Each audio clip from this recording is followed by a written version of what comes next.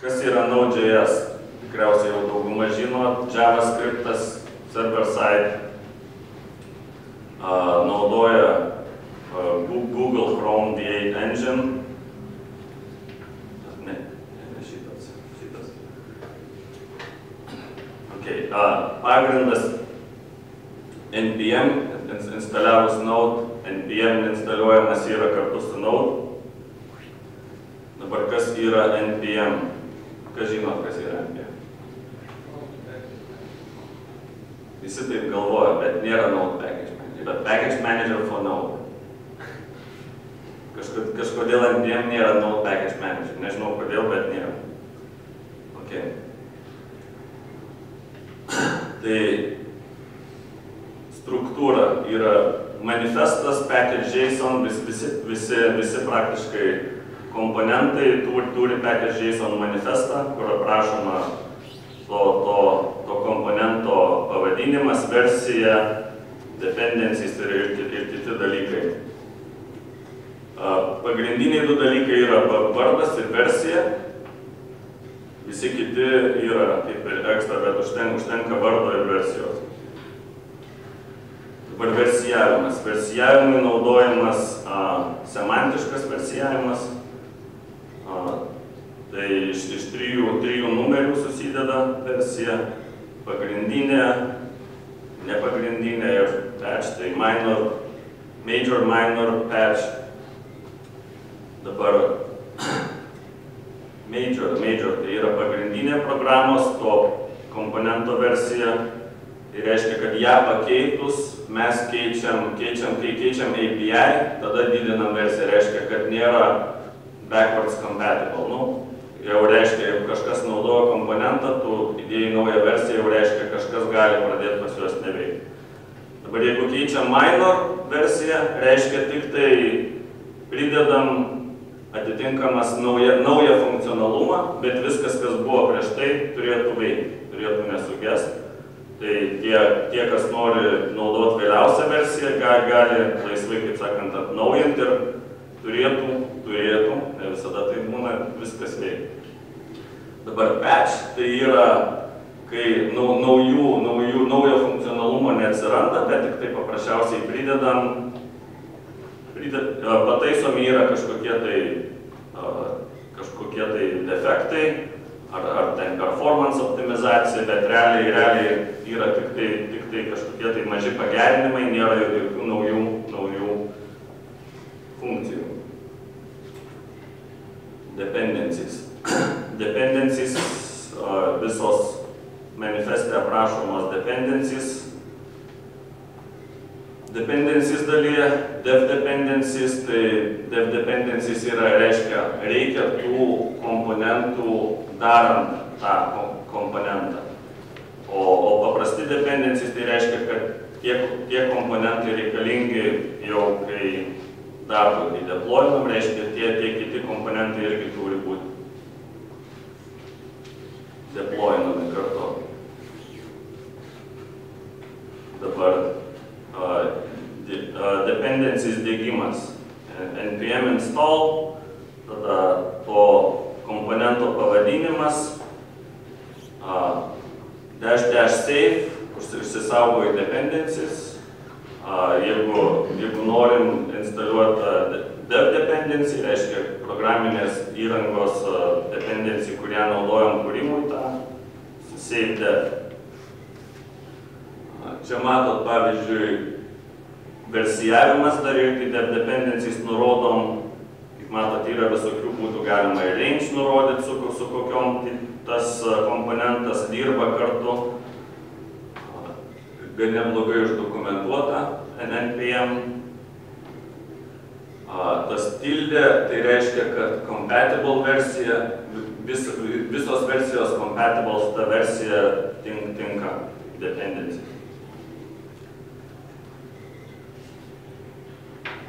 Komandinės eilutės komandos, čia tokios pagrindinės, bet paprasčiausiai NPM, ls išvardina tos package'us, outdated parodo, kurie pasenę, kuriuos galima atnaujinti. Kad nebūtų per daug nuobodu ir kad dabar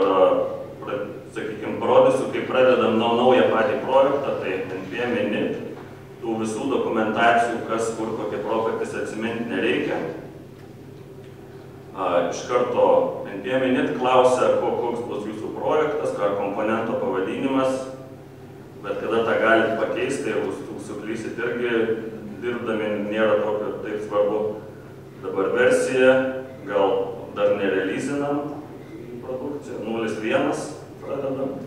Kaip matot, sugeneruoja manifestą package.json, jeigu viskas ok, jas sutinkam ir turim tą failą. Dabar turim jau komponento kaip ir aprašymą.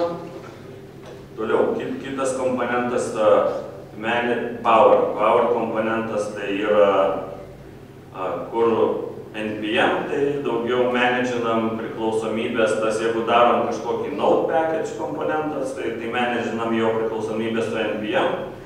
Boweris, kai darom webinę aplikaciją, su Boweriu manedžinam dependencies, ar tai būtų CSS, ar kažkokios JavaScript bibliotekos, ar dar kažkokie resursai, kurie šėrinami tenai. Bet kokiam Gito repozitoriui praktiškai, tai manedžinam jos Bower pagalba. Bower įrankis yra Twitterio pagamintas ir kaip ir de facto dependency management įrankis. Lygiai turi savo manifesto failą Bower.json, kuris yra labai, sakant, panašus į package.json. Tai dabar, kad pradėti naudot, aišku, pirmiausia, jį turim įsidiegti, tai npm install Bower globaliai, tai reiškia, kad jeigu su -g tai instaliuoju globaliai, reiškia, jisai bus bet kuriam mano projektą prieinamas per komandinį eilutę.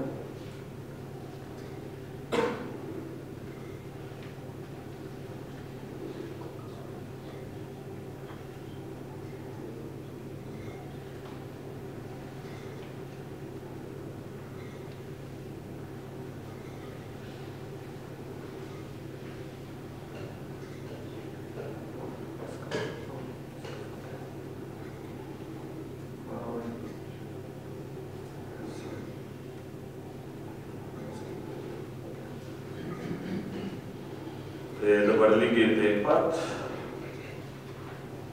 Bower init. Sukūrėm naują manifestą versiją.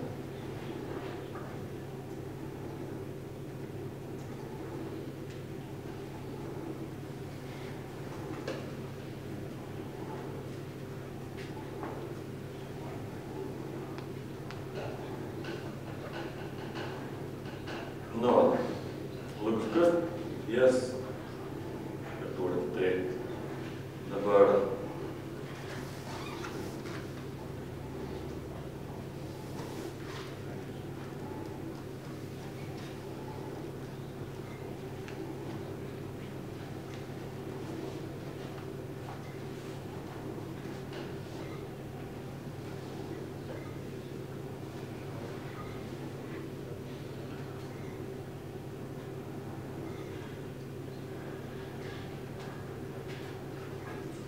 matot, naujas projektas, turim package.json, Bower.json, du manifestus aprašančius mūsų kaip ir projektą ir jų dependencies priklausomybės variantus, darom false.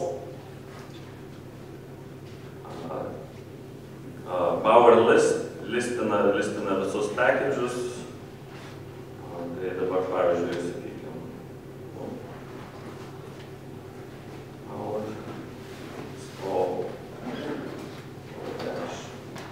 jeigu versijos instaliuojant nenurodau, tai jisai ima kaip ir vėliausią versiją. Galima nurodyti tiesiai Git repozitorių instaliuojant priklausomybę, o jeigu nenurodom, tai jisai ima iš jų registrį, Bower registrį komponentus. Instaliavom Cloud.dash biblioteka.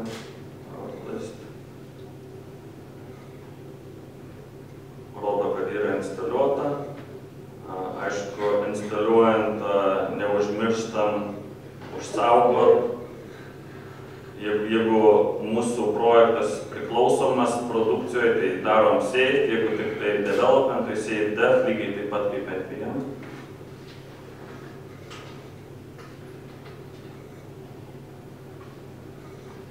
Ir matot, turiu dependencies load-dash. Būtų lygiai tas pats, galiu dependency įrašyti ir manifesto failę ir sakyti power install ir jisai pats instaliuoja. Tai nebūtina per komandinę eilutę, sakykime, instaliuoti. Galima rankom sukonfigūruoti power install ir jisai skaito iš konfiguracijos ir instaliuoja visas priklausomybės. Sekantis dalykas, papasakosiu apie automatizavimą. Įrankius naudojamus daugumos kaip ir taskų automatizavimui, bildinimui, lintinimui, ar ten CSS, SASO, stilių, ar stylos, ar less, ką benaudotumėt. Viskas atsiremia į produktyvumo didinimą. Tai svarbu, kaip sakant, kad produktyvumas programuotojų būtų optimalus ir negaištume laiko per daug. Tai viską, ką galime automatizuoti, tai turėtume automatizuoti. Jau kažką daro 2 kartus, jau 3 kartą pagalvokit, tikriausiai reikia daryti skriptą kažkokį. Tai trumpai papasakosiu apie Grunt. Grunt tai yra JavaScript task planneris, configuration based, tai reiškia, kad jis instaliuojam komponentą, tą komponentą konfigūruojam, jį sukonfigūruojam ir tą taską, kaip sakant, raninam tada. Tai taskas gali būti ar failų kelių sujungimas į vieną, ar ten SASO sukompiliavimas į CSS, ar dar bet koks veiksmas, kuris kažką tai daro pakeitimus kažkokius. Dabar, kad pradėti jį naudoti, npm install globaliai, tai komandinė eilutė reikia instaliuoti, install Grunt CLI. Tai ką galime padaryti. Sekantis žingsnis projekte. Taip pat projekte instaliuoti reikia lokaliai. Nes čia instaliavom, įdėgiam komandinį eilutę, lokaliai npm install Grunt. Užsaugom kaip dependency.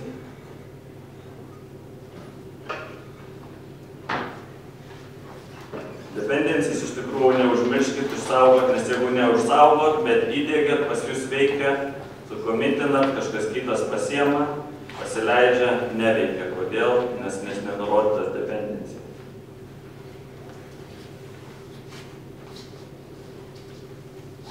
Matom ir komandinė eilutė ir vietinės instaliuotas. Taigi toliau. Viskas Gruntas konfigūruojamas naudojant Grunt file. Tai įdedam į projektą gruntfile.js ir čia bus vieta ta, kur visa konfiguracija bus skaitoma.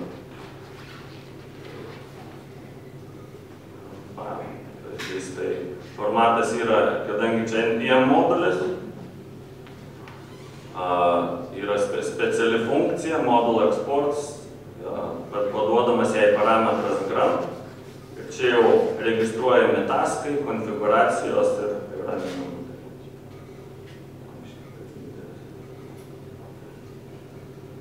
Tai sakykime, va čia matot pavyzdį Grunt, register task, labai paprastas taskas, tasko pavadinimas versija, parodo mūsų komponento versijos numerį, kurį perskaito iš package.json failo ir paprasčiausiai parašo į komandinę eilutę.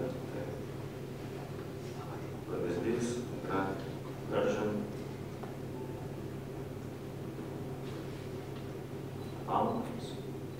Išsaugot reikia. Aš jūs tikrinu. Matom, mūsų komponentas full, versija 0.1.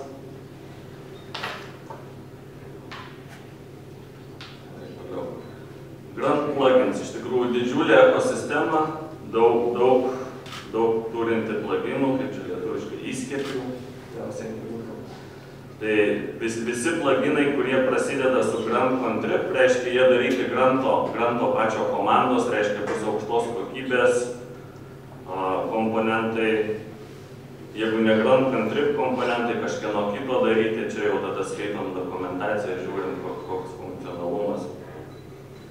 Tai paprasčiausiai čia yra pavyzdys užlaudinamas kažkoks tai taskas, šiuo atveju JSGIN. Jisai sukonfigūruojamas, konfigūracijoje nurodom to tasko pavadinimą ir tada jau nurodom, kokia to komponento galima konfigūracija, jau skaitom dokumentaciją. Dabar šitas formatas, paprastai dauguma Grunto tasko tai turi, nurodom pačio tasko, to veiksmo pavadinimą ir arba iš karto galim nurodyti konfigūraciją, arba galim pasirinkti vadinamus targets. Tai sakykime, kol mes testuojam, naudojam vieną konfigūraciją, kol developinam kitą, produkcijoje kitą, tai reiškia tada nurodom targetą, tai būtų JSON objektas, kur aš paprasčiausiai rašyčiau, koks yra mano tas taikinys target ir konfigūraciją ten vėliau nurodyčiau.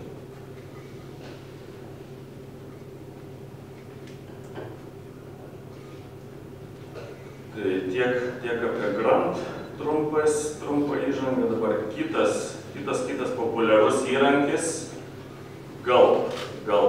Irgi automatizavimui naudojamas, šiek tiek yra jaunesnis.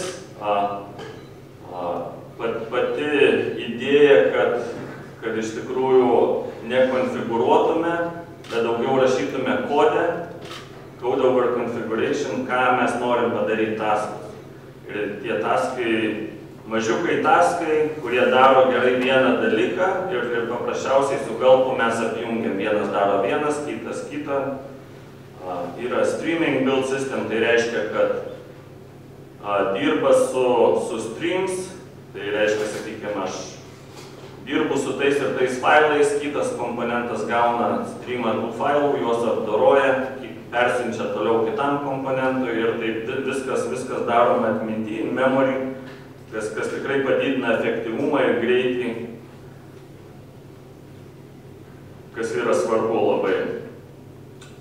Tai dabar irgi trumpai pademonstruosiu, kaip tas veikia. Install Gulp, pirmiausia, komandinė eilutė globaliai.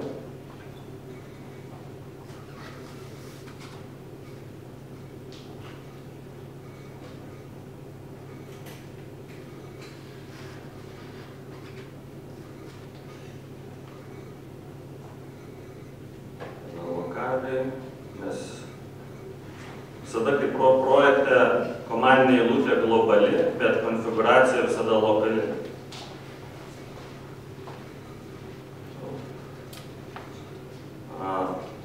Čia save kaip development dependency, shortcut, trumpai būtų -d, daro lygiai tą patį, mažiau rašyti.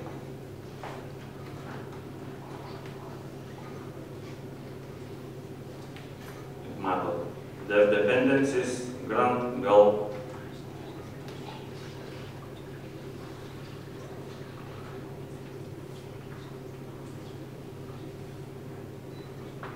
Komandinės eilutės ir lokali versijos.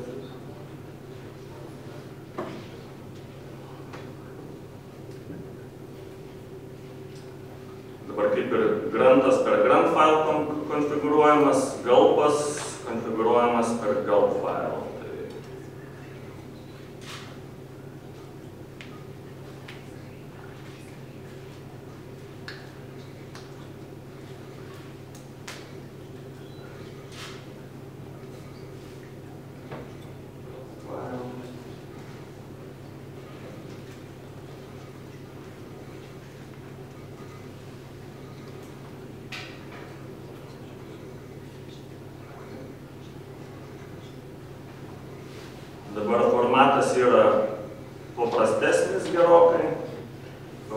sources JavaScript failas, importuojam galpo komponentą ir registruojam taskus. Galp task, kaip matot pavyzdį.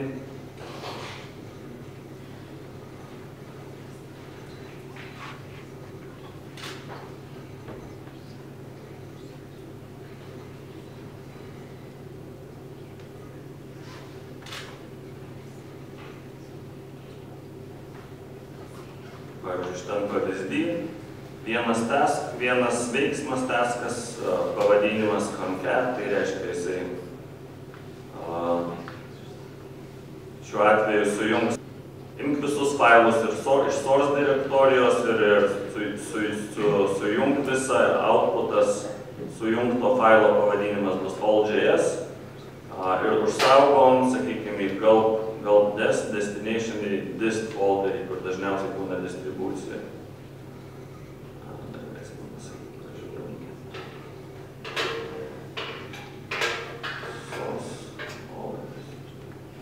Trečias bandymas. Ir matom dist, all, jie failai sujungti į vieną, pavyzdys automatizavimo.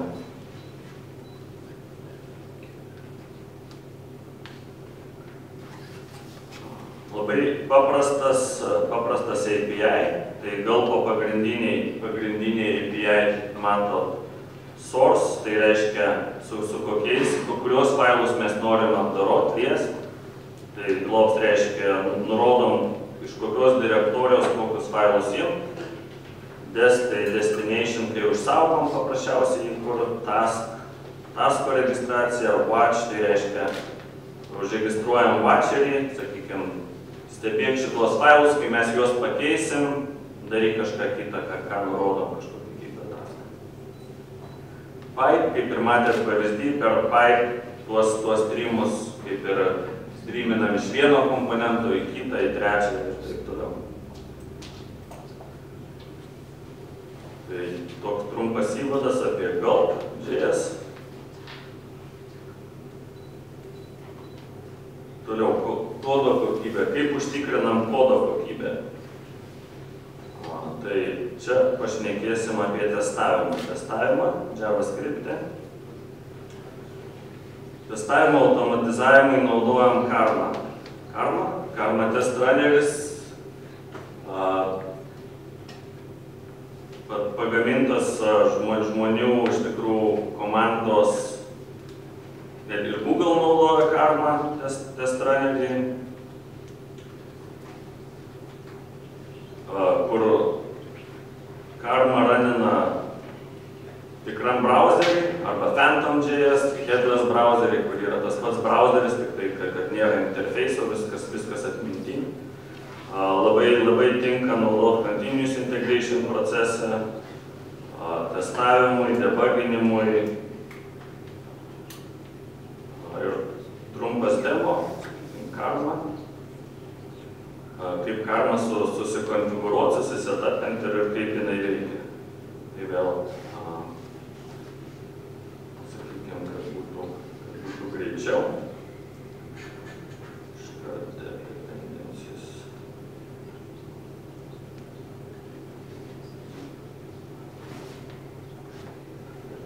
Karma.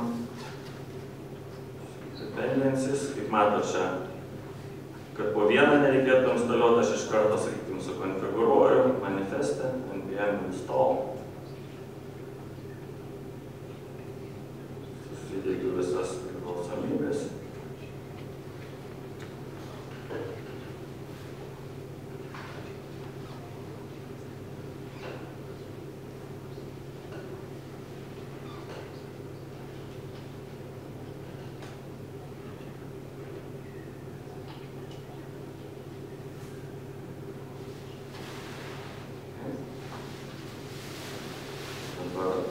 Nurodau konfiguraciją.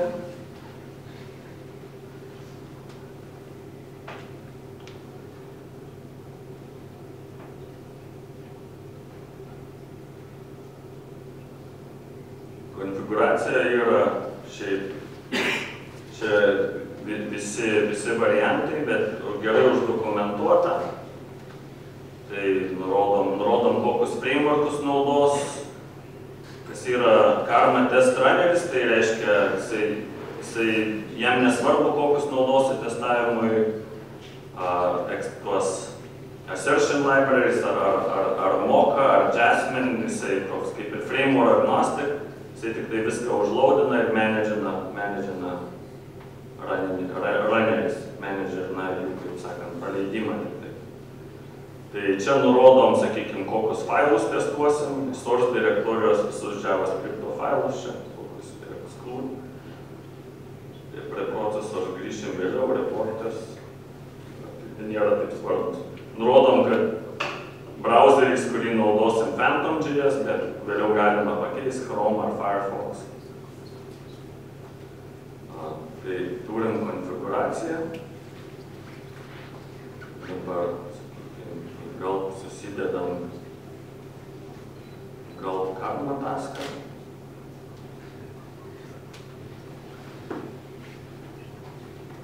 Dabar testavimui šiuo atveju aš naudosiu Mocha testų frameworką. Ir sakykime, kursimės modulį numbers.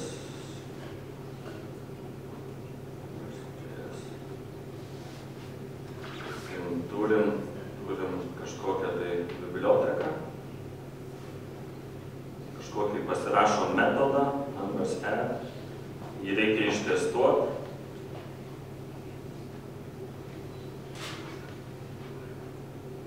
Testuojam, dažniausiai testų failai baigėsi su spec. Žiūrės, čia toks kaip ir convention yra. Vieni daro laiko atskirai failus testų, kažkur testų direktorijoje, kiti kartu kontekste, kad kai yra komponentai, specifikacija grinai prie to komponento. Tada matai, prie to komponento yra specifikacija, reiškia jis ištestuotas. Kai laikai specifikacijas kažkur atskirai, yra komponentas, neaišku, jis ištestuotas, neištestuotas. Bet yra komponentas, yra specifikacijos.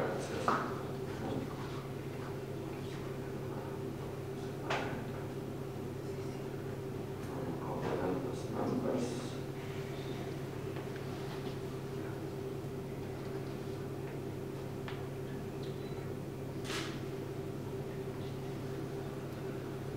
Taigi turiu tokį kaip ir skeletoną.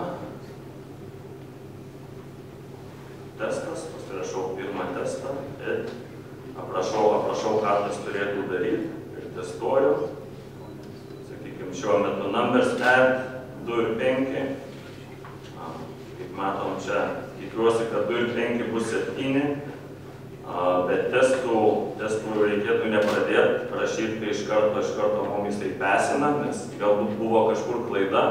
Atrodo, kad būtų viskas gerai, tai šiuo atveju aš sakau 0, tai tikiuosi, kad jisai, kaip sakant, neveiks ir tada pataisysiu, kad įsitikim, kad tikrai jisai veiks. Dabar raninam gal failai jau susetapintas yra. Mano Karma taskas. Bandom. Gal. Karma.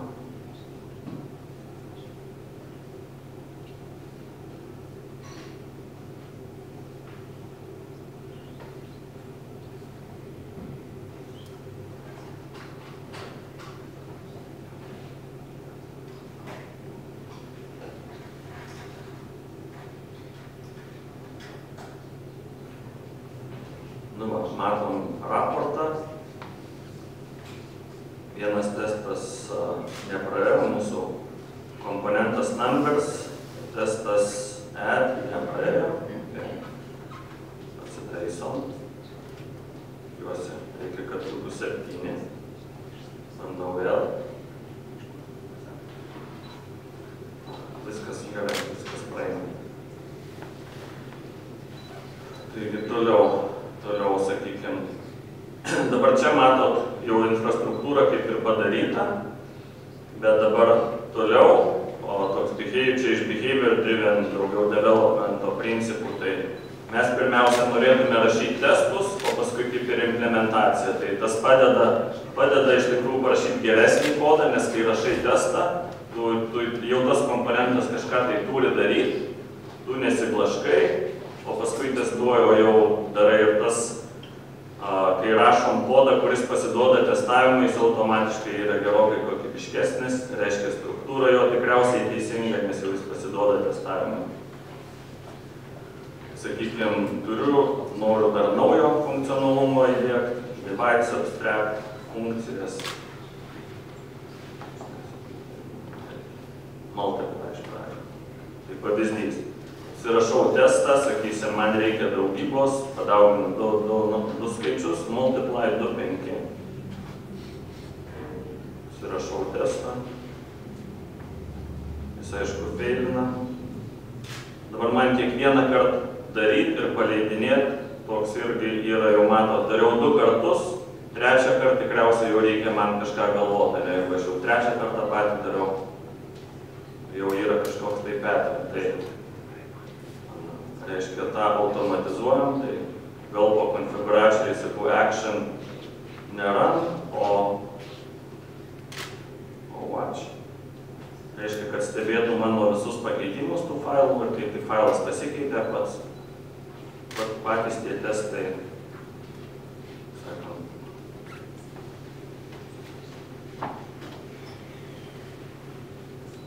paleidžiu, tegul čia veikia.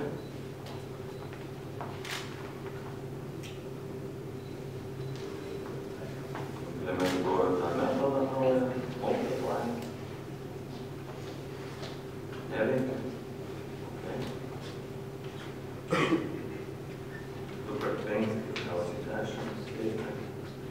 Ir taip toliau. Daugiau funkcionalumo, sakykime.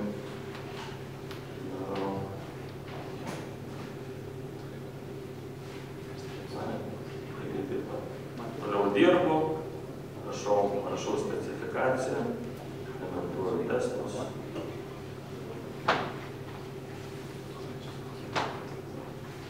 Viskas gražu dabar. Kodas yra, testai yra, viskas ištestuota, viskas kokybiška, ne, ko daugiau reikia.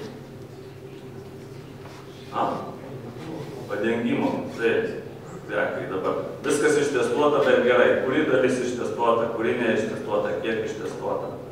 Tai sekantis padengimas, kodo padengimas svarbi dalis užtikrinant kokybę. Kodo padengimui yra keletas bibliotekų JavaScripto pasaulyje, Flunkė.js, JS Cover, Istanbul. Kiek aš esu bandęs, Istanbul praktiškai vienintelis geriausias variantas. Kodo padengimui naudoja Esprima parserį JavaScripto. Reiškia, kad jisai išsiparsina kodą ir visus statementus išinstrumentuoja ir realiai, jeigu būtų koks nors ternary operacija, klaustukas, dvitaškis, jisai sakys, jisai netgi mato ne tik, kad tą eilutę prabėgai, bet netgi tą statementą to eilutėj, ar ta sąlyga buvo ten nueita į tą atšaką ar nebuvo. Dabar code coverage, šiuo atveju jau susetapinta, tai paaiškinsiu kaip. Tai jeigu matėt mano package.json, čia dependencies karma coverage komponentas, tada karma specifikacijoje, konfiguracijoje. Karma konfiguracijoje nurodau preprocesorius, tai reiškia, kad sakau preprocesorius, tai reiškia, kad jisai instrumentuotų tuos visus mano instaliuojamus failus prieš mano pradedant testavimui, išskyrus specifikacijos failų aš nenoriu instrumentuoti, nes noriu, kad testų padengimas būtų tik tai to kodo, kurį aš pats rašau, projekte, o ne kuris naudojamas testam ar kažkokios kitos bibliotekos. Dabar reporteris, sakau, kad kaip šitie reporteriai moka reporteris, tai šiuo atveju raportuoja čia, komandinė eilutė, jeigu reporterį išimčiau, jisai prapesintų, bet čia neraportuotų, čia vizualizuoja tik tai duomenis. Dabar coverage reporter, čia sukonfigūruota, kad visus coverage reportus dėtų į reports direktoriją į coverage. Ir dabar pasižiūrim.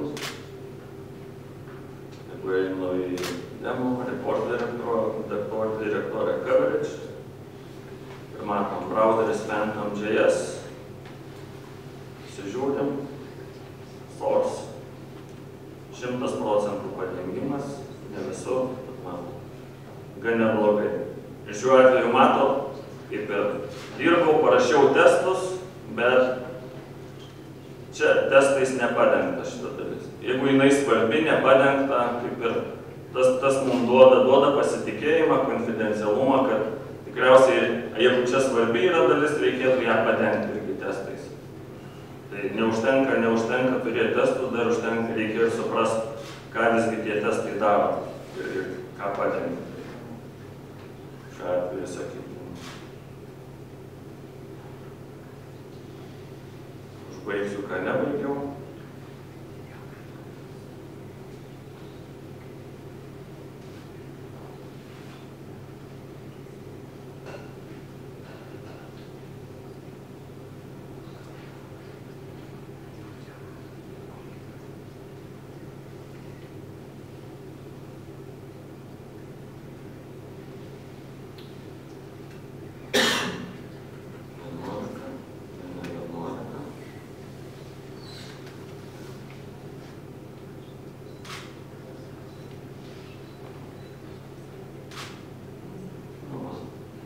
Ateinu, žiūriu padengimą, padengta viskas. Tai čia kodo kokybės užtikrinimas.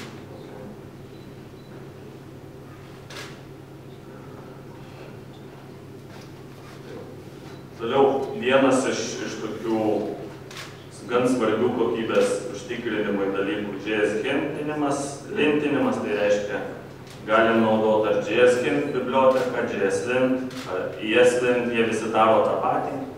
Tik tai susikonfigūruoji, kas padeda jau potencialias problemas, nes ten yra tam tikri, kaip sakant, šablonai, patternai, kurių kaip ir geriau nenaudoti ar vengti, arba jeigu juos naudoji, tai suprasti, dėl ko naudoji. Prie to paties taip pat naudojama, matot, visų didžiulių gigantų, programinės įrangos gamintojų. Tai taip, kad visi turėtumėm juos naudoti irgi. Kitas komponentas JS-CS, JavaScript Code Style. Tai mes norim, kad jeigu dirba komanda ar bendradarbiaujam su kažkokiais kitais žmonėm, ar open source gal projektas yra, tai irgi susikonfigūruojam, tas leidžia kad kodas būtų kuo vienodesnis. Aš rašiau, kažkas kitas rašė, kad mes išlaikytume tą patį stilių. Tai yra pilnai konfigūruojamas per JS-CS resource configuration failą.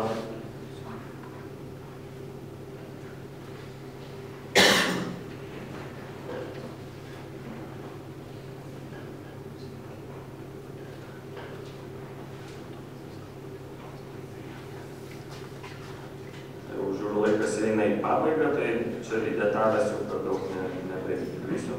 Lato, vienas iš įrankių, kur kaip ir parodo daugmaž daro statinę analizę ant to kodo, kurį parašėm, koks būtų complexity.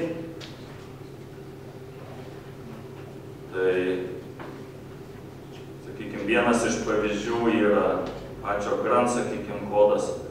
Tai daugiau statinė analizė, maintainability. Tai čia būtų metrikai, kurie nėra kažkokie konkretūs, sakykime, kad aš dabar atsiverčiau ir man kažką reikia padaryti, bet daugiau supratimas, ypatingai didelių kodo bazių, didelių projektų, statinė analizė, kur daugiausia kodo, kur didžiausias complexity, kokiam faile, kur daugiau dėmesio skirti, daugiau analizai kodo.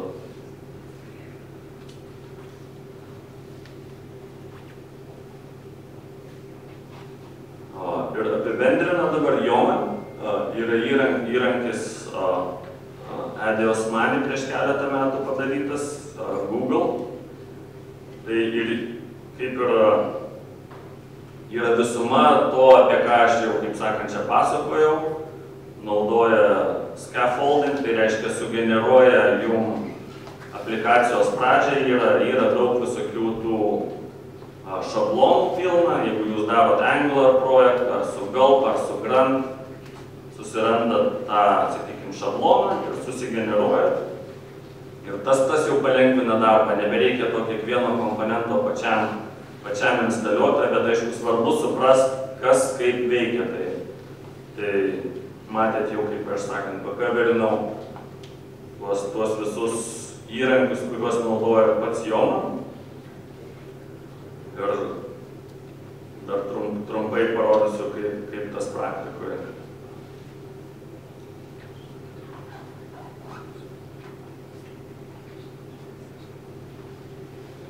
Įsikuriu naują direktoriją, test, naujas test projektas.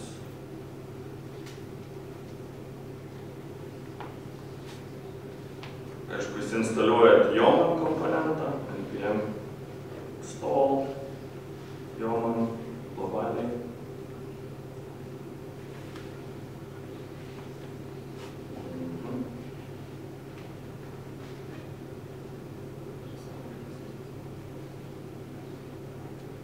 Tikrinu.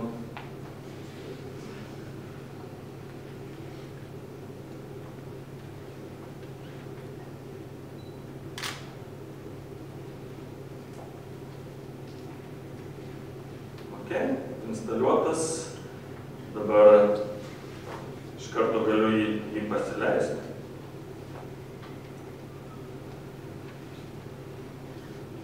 Dar instaliuoju.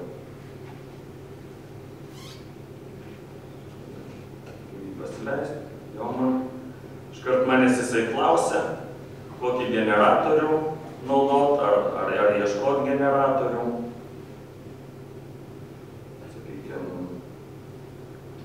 Gulp web app šiuo atveju, sakykime, noriu kažką darau su Gulp, kažkokią mažą aplikaciją.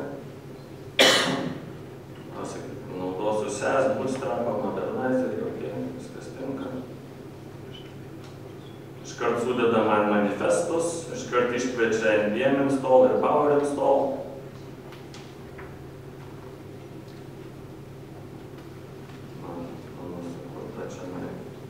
Tas direktorija buvo tuščia, jau matot iš karto yra aplikacijos struktūra, Bower failas, Gulp failas.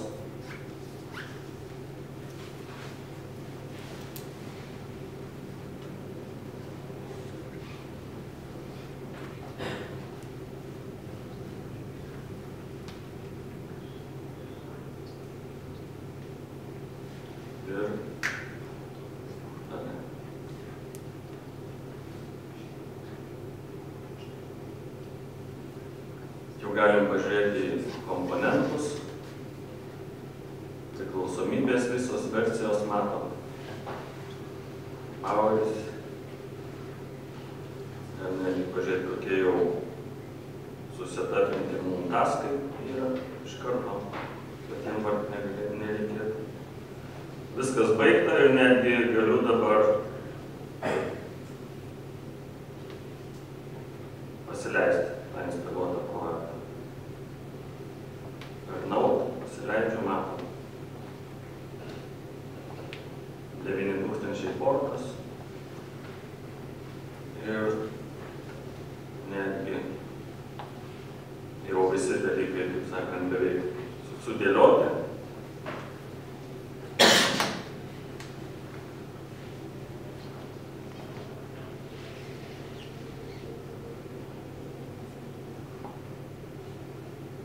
Paprasčiausiai užsaugo, matot gyvai. Naujas projektas, užtrukau 5 minutės, viskas. susidėlioti. Ir toliau jau darau darbus kažkokius, kurie reikalingi ilgam projektui.